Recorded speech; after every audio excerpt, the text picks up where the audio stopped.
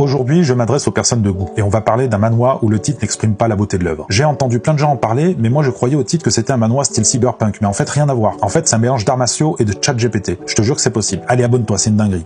Ça se passe à l'époque des Mouri, mais en gros, on suit un petit garçon chétif poursuivi dans une forêt par des assassins.